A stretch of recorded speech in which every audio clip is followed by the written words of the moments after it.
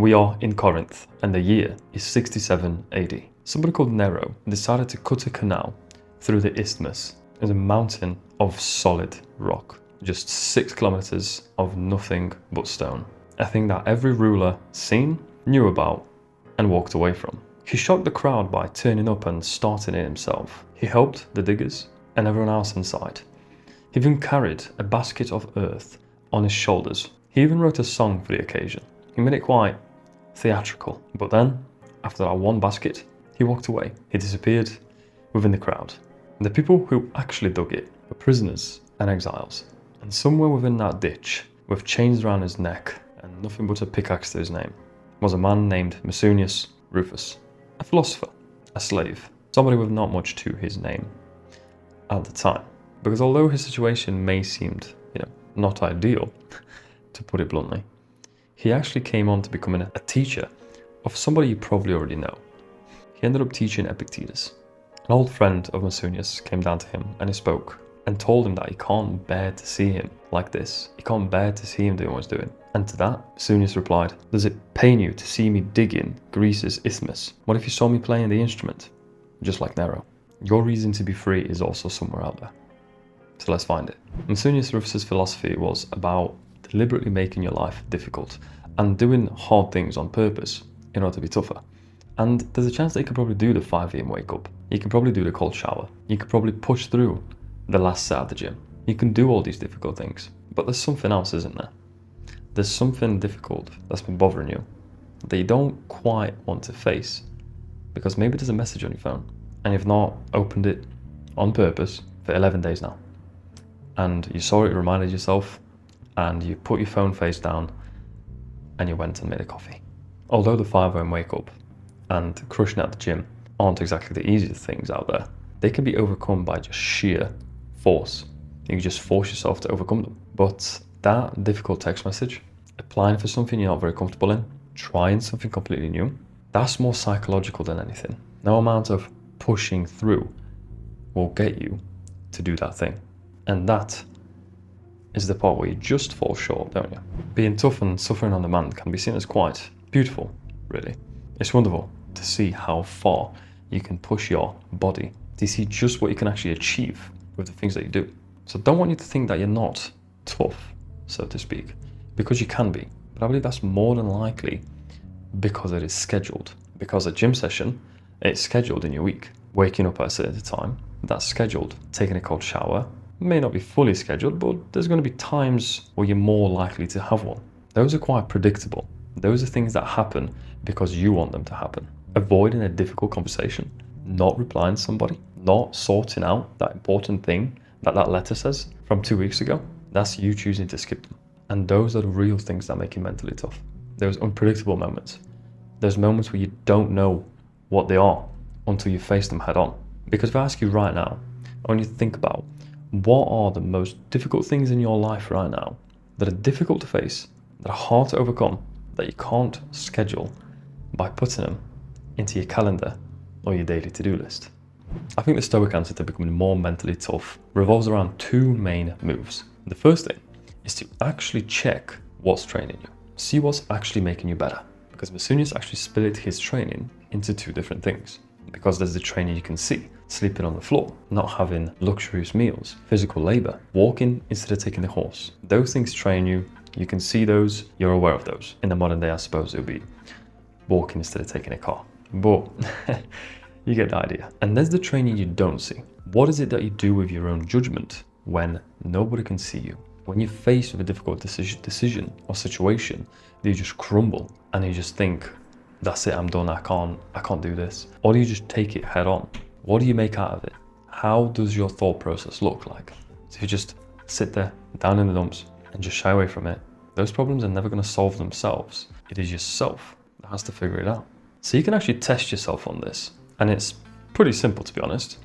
After a full week of doing whatever it is that you do, work, responsibilities, training, trips, fixing something at home, shopping, whatever. Anything and everything you can think of, just put it on a big list. And anything that doesn't actually have a timer or some sort of day allocated to it, essentially things you can't schedule, like we said before. Going and sorting out the shopping or going to the gym, those are things you just go and do because you choose to. Having a difficult conversation with somebody or answering a phone call to sort something out when you prefer to use email, well, that's the more difficult part that doesn't have a time circled in your diary. So that's the full week, cross out everything that can be timed and allotted a slot. And anything that cannot, anything that wasn't, things that just popped up at you out of nowhere, including different interactions just throughout the week, leave them, review them. How did you feel? What did you do? Did the pressure get to you? Did you feel scared? Did you feel anxious? Did you shake? What was it like? When you become aware of these things, next time it comes along, I feel like you don't put that much pressure on them anymore because you've lived it, you've breathed it, and you got through it, and now you're on the other side and everything's okay. So it kind of gives you that strength, and it kind of gives you that idea that actually, I'm okay, I'm all right. There's nothing to worry about here. People really do underestimate just how much tracking things does. Because every time you track, well, then that gives you real numbers and data.